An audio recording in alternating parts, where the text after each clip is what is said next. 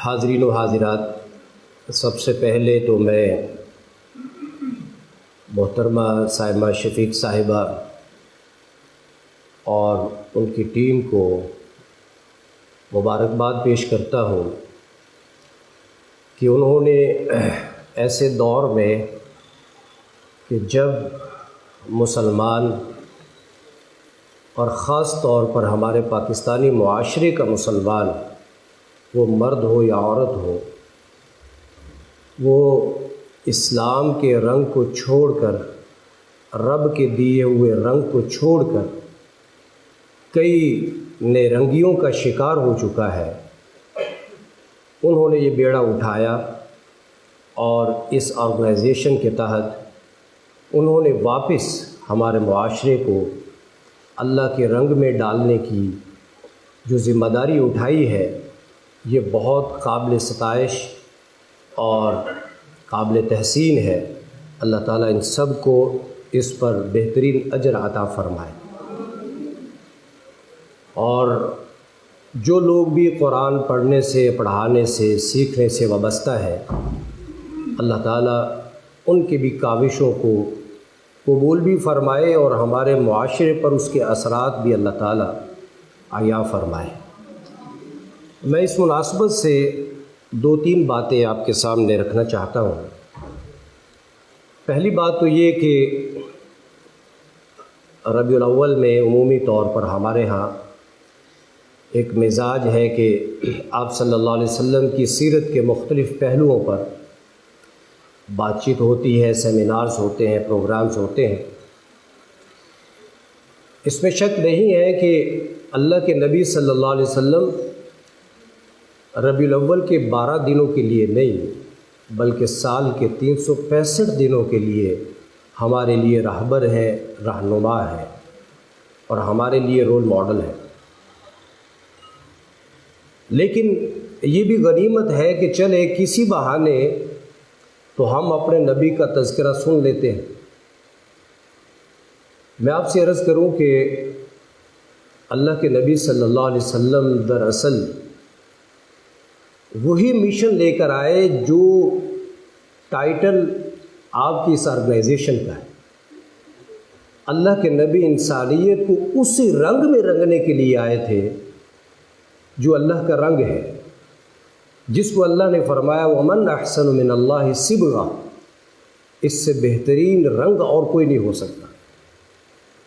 اللہ کے نبی صلی اللہ علیہ وسلم کی پوری حیات طیبہ دراصل انسانوں کو اسی رنگ کی طرف واپس لے جانے کے لیے تھی، اور یہ رنگ صبغۃ اللہ انسانیت کو دیتا کیا ہے؟ سب سے بڑی چیز انسانیت کے لیے اگر اس دنیا میں ہے تو وہ شعور ہے، جو شعور انسان کو اپنے رب کی پہچان کروا دے۔ اس شعور سے بڑھ کر اللہ کی کوئی نعمت اس دنیا میں نہیں ہو سکتی، اور یہ شعور جو چیز عطا کرتی ہے وہ صبغۃ اللہ ہے۔ حضور آئے تو سر آفرینش پا گئی دنیا، اندھیروں سے نکل کر روشنی میں آ گئی دنیا، سوتے چہروں سے زنگ اترا، بجھے چہروں پہ نور آیا۔ حضور آئے تو انسانیت کو جینے کا شعور آیا۔ یہ جو جینے کا شعور ہے جو رسول کریم صلی اللہ علیہ وسلم کی بعثت کے ساتھ انسانیت کو ملا ہے، یہ شعور مقصود ہے آج بھی۔ اور میں یہ بھی عرض کروں کہ شعوری طور پر مسلم کمیونٹی سے یہ شعور چھیننے کی کوشش ہو رہی ہے مختلف ذرائع سے۔ مسلمان سے یہ شعور واپس لے لیا جائے کہ جو اسے انسان بننے کے قابل بناتا ہے۔ اور اب تو بات کافی آگے تک جا چکی ہے۔ میں آپ حضرات اور خواتین کے سامنے یہ بات عرض کروں، اب آپ نے یہ بات سنی ہوگی کہ جو ایک کلیش آف سویلائزیشن کی اور تہذیبی تصادم کی بات کی جاتی ہے، آپ صلی اللہ علیہ وسلم نے انسانیت کو دین یا اسلام کی صورت میں چند عقائد کا مجموعہ نہیں دیا، چند اعمال نہیں سکھائے۔ اللہ کے نبی صلی اللہ علیہ وسلم نے انسانیت کو ایک نئی تہذیب دی۔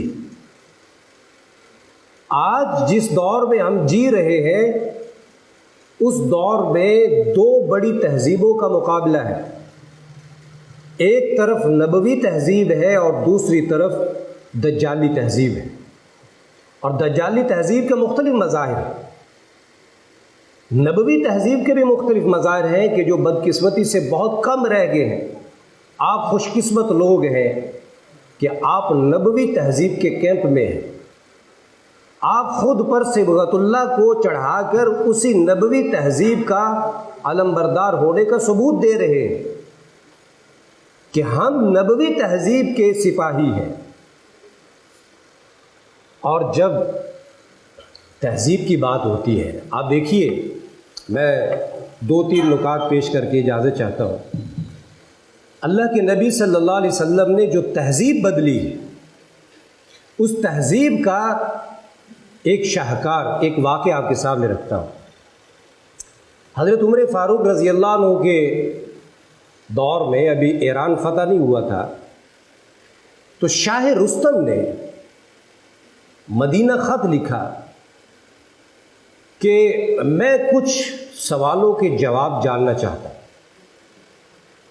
ایک دو چیزیں جاننا چاہتا ہوں مسلمانوں کے حوالے سے، آپ کوئی نمائندہ میرے پاس بھیج دیں تاکہ وہ مجھے میرے سوالوں کے جواب فراہم کر سکے۔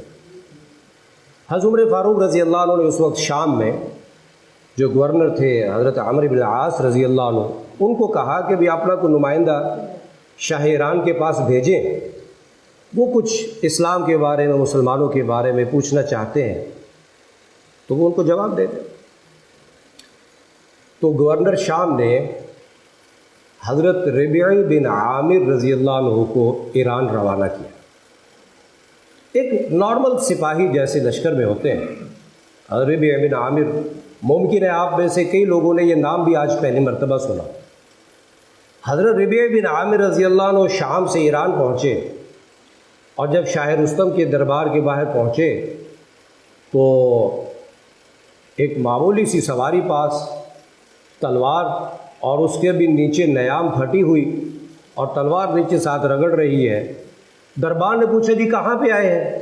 وہ کہا شاہ رستم نے بلایا ہے۔ انہوں نے کہا یہ اسلحہ اتارنا پڑے گا، اسلحے کے ساتھ آپ اندر نہیں جا سکتے۔ انہوں نے کہا شاہ رستم کو بتا دو کہ محمد کا غلام آیا ہے، تمہیں نے بلایا ہے، ملنا چاہتے ہو تو ٹھیک ہے، میں تو اسی طرح ملوں گا۔ کمال بے نیازی ہے۔ جب اندر بتایا گیا، شاہ رستم نے بلایا، حضرت ربیعی بن عامر رضی اللہ عنہ جب شاہ رستم کے سامنے پہنچے تو شاہ رستم نے 2 سوال کیے تھے، بس وہ 2 سوال آپ کے سامنے میں نے رکھنے، اور جو ان کے جواب حضرت ربیعی بن عامر رضی اللہ عنہ نے وہاں پر دیے تھے، کاش کہ آج کے مسلمان کو وہ جواب سمجھ میں آ جائے تو یہ جو صبغت اللہ کا مشن ہے کہ بہت آسان ہو گیا۔ اللہ کے نبی نے یہ 2 جواب سکھائے تھے اپنے صحابہ کو۔ پہلا سوال ربیعی بن عامر رضی اللہ عنہ سے شاہ رستم نے کیا کہ من ابتعثتم، تمہیں کس نے بھیجا ہے، تمہارے پیچھے کون ہے، تمہارے پیچھے جو اسٹیبلشمنٹ ہے میں اس کے بارے میں جاننا چاہتا ہوں کہ اتنی تیزی سے 22 لاکھ مربع میل زمین کے اوپر تمہارا قبضہ ہو چکا، اسلامی سلطنت قائم ہو چکی ہے، تمہارے پیچھے قوت کون سی ہے؟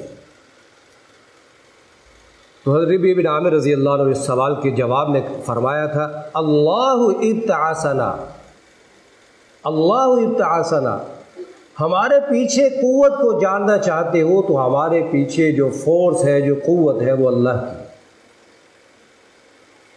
دوسرا سوال شاہ رستم نے یہ کیا تھا کہ چاہتے کیا ہو، تمہارا مشن کیا ہے، کہاں تک جاؤ گے، کہاں تک دنیا تم نے فتح کرنی ہے، تمہارا پلان کیا ہے؟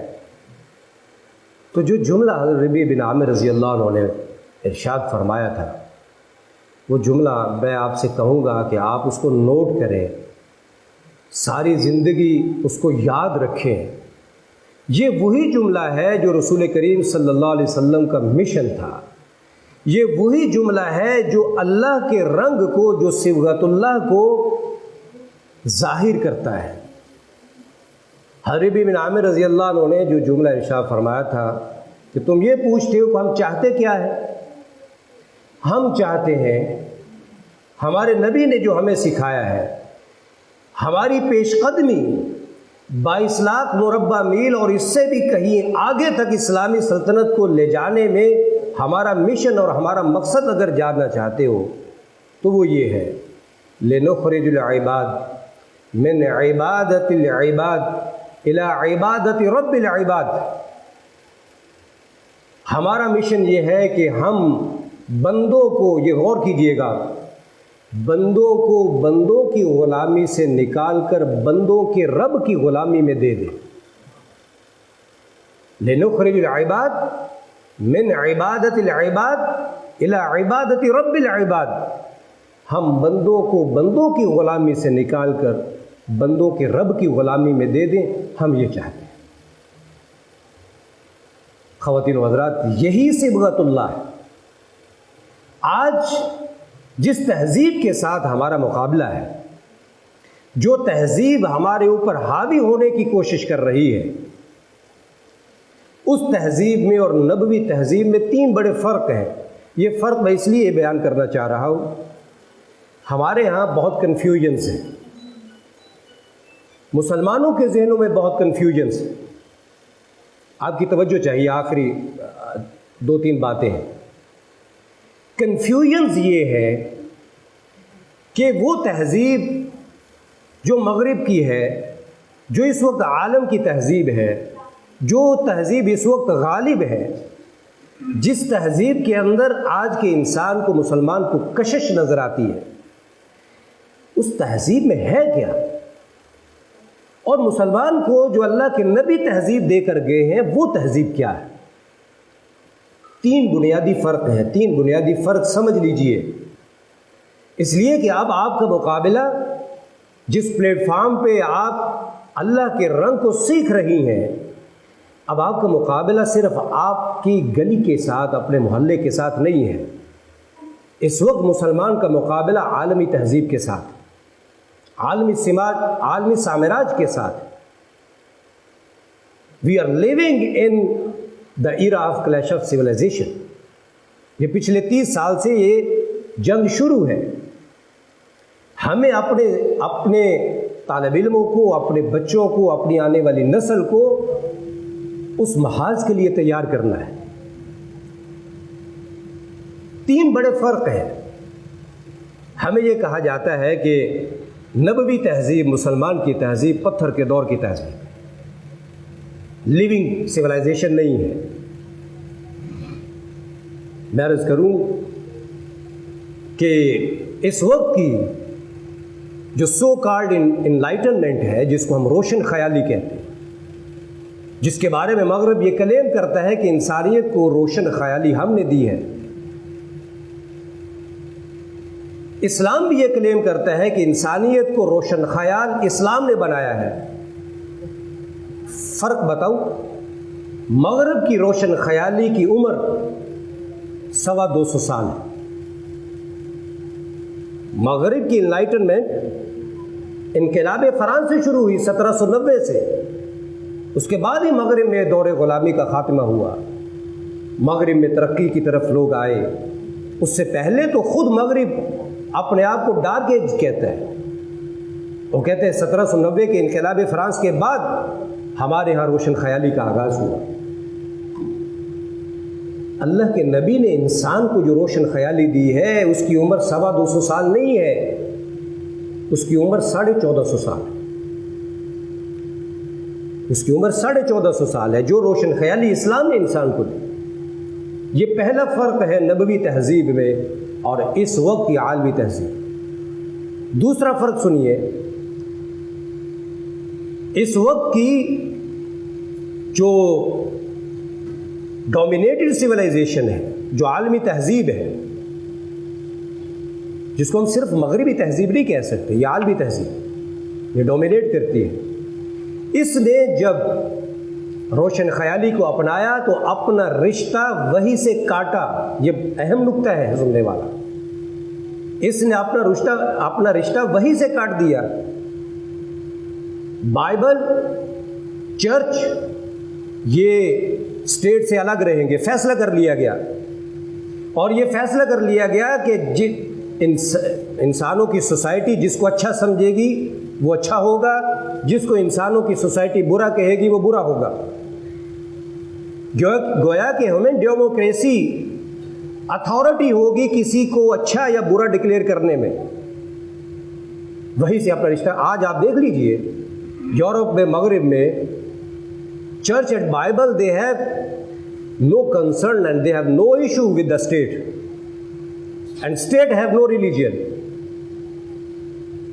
دونوں کے راستے الگ ہو گئے، وہی سے اپنا رشتہ کاٹ لیا۔ نبوی تہذیب مسلمان، وہ پالیٹکس میں ہے، وہ اکنامکس میں ہے، وہ زندگی کے کسی بھی شعبے میں ہے، وہ پروفیشن میں ہے، وہ مسلمان ہوتا ہے۔ وہ اپنی تہذیب سے اور وہی سے اس کا رشتہ کبھی ختم نہیں ہوتا۔ وَعَلَيْكُمْ بَيْنَهُمْ بِمَا أَنزَلَ اللَّهُ إِلَيْكَ، یہ ہمیشہ تک کے لیے ہوگا۔ آپ نے فیصلہ وہ کرنا ہے جو آپ کی طرف وحی کی گئی۔ فیصلہ ساز عدالتیں ہوں، فیصلہ ساز حکمران ہوں، فیصلہ ساز معیشتدان ہوں، فیصلہ ساز اساتذہ ہوں، فیصلہ اللہ کے وحی کی روشنی میں ہوگا۔ یہ دوسرا فرق ہے۔ نبوی تہذیب آج بھی وحی کے ساتھ منسلک ہے۔ عالمی تہذیب جس کا غلبہ دنیا میں ہو رہا ہے وہ اپنا رشتہ وحی سے کاٹ چکی ہے۔ تیسرا اور آخری اہم فرق سمجھیے، یہ باتیں میں اس لیے بتا رہا ہوں کہ مسلمان کو آج احساس کمتری کا شکار کر دیا گیا کہ you people have no type of system of living, آپ کے پاس کوئی سویلائزیشن نہیں۔ ہمارے پاس ہے وہ سویلائزیشن جس کی تاریخ 1500 سال پرانی ہے۔ ہمارے پاس ہے وہ سویلائزیشن جس کا تعلق آج بھی ڈیوائن گائیڈنس کے ساتھ، صبغت اللہ کے ساتھ جڑا ہوا ہے۔ اور تیسرا فرق آپ کو بتاؤں، نبوی تہذیب میں اور عالمی تہذیب میں تیسرا بڑا فرق، خدا را یہ اپنے بچوں کو بھی یہ بتائیں۔ میں نے ایک جملہ شروع میں پڑھا تھا، آپ صلی اللہ علیہ وسلم نے خطبہ حجۃ الوداع کے موقع پر ایک جملہ ارشاد فرمایا تھا۔ وہ جملہ یہ تھا کہ کل امر الجاہلیت موضوع تحت قدمی، جاہلیت کی جتنی رسمیں تھیں آج وہ میرے پاؤں کے نیچے دفن ہیں۔ آپ کو آپ کے اساتذہ پڑھاتے ہیں جب آپ قرآن کی تفسیر پڑھ رہے ہیں، جاہلیت کی رسمیں کون سی تھیں؟ شرک، بدعات، آستانہ پرستی، قبر پرستی، یہ جاہلیت کی رسمیں تھیں۔ سود، بے حیائی، عریانی، حتیٰ کہ اللہ کے گھر کا ننگے طواف کرنا، خواتین کے حقوق کا کوئی احترام نہیں، خاتون کی کوئی عزت نہیں معاشرے میں، یہ سب کے سب جاہلیت کی رسمیں تھیں جن کے بارے میں اللہ کے نبی 1.5 لاکھ صحابہ قدسیین کے سامنے عرفات کے میدان میں یہ اطلاع نہیں دے رہے، یہ دعویٰ کر رہے ہیں کہ آج جب میں تم 1.5 لاکھ قدسیوں سے مخاطب ہوں، آج جب تمہیں میں نبوی تہذیب دے چکا ہوں، تو نبوی تہذیب کا مطلب یہ ہے کہ جو جاہلیت کی رسمیں تھیں وہ آج میرے پاؤں کے نیچے دفن ہیں۔ آج ہم جس تہذیب میں رہ رہے ہیں وہ تہذیب کیا ہے؟ میں اکثر یہ کہا کرتا ہوں، اس وقت کی ڈومینیٹنگ ویسٹرن سویلائزیشن ایک بیوٹی پارلر ہے، ایک بیوٹی پارلر ہے دیٹ از بیوٹیفائنگ دوز کسٹمز، ان تمام رسوم کو آج بیوٹیفائی کر کے انسان کے سامنے پیش کیا جاتا ہے در حقیقت یہ ساری کی ساری وہ رسمیں ہیں جو 1500 سال پہلے اللہ کے نبی نے قدموں میں دبا دی تھی۔ کیا ہمیں آج یہ نہیں سمجھایا جاتا کہ سود کے بغیر آپ کی معیشت نہیں چل سکتی؟ آپ کی ایڈورٹائزمنٹ خاتون کے بغیر مکمل نہیں ہو سکتی؟ یہ ساری چیزیں آج ہمیں بتائی جا رہی ہیں کہ ان کے بغیر گزارا نہیں ہے، حالانکہ یہ ساری کی ساری وہ بیڈ کسٹمز ہیں، وہ رسوم بد ہے جن کو اللہ کے نبی نے دفن کر کے ان کی جگہ پر اچھی عادات، اچھے اخلاق دے کر، نبوی تہذیب دے کر انسانوں کو کہا تھا کہ یہ وہ تہذیب ہے جس کی تمہارے پاس اونرشپ ہونی چاہیے۔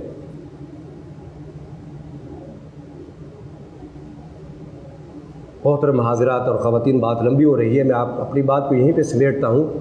صبغت اللہ کو صرف ایک ٹائٹل نہیں سمجھیے، صبغت اللہ ایک مشن ہے، اور یہ اس مشن کی جو منزل ہے وہ نبوی تہذیب کو اپنی ذات، اپنے گھر، اپنے بچے، اپنی گلی، اپنے محلے، اپنے ملک اور پوری دنیا پر نبوی تہذیب کو غالب کر دینے تک صبغت اللہ کا مشن جاری رہنا چاہیے۔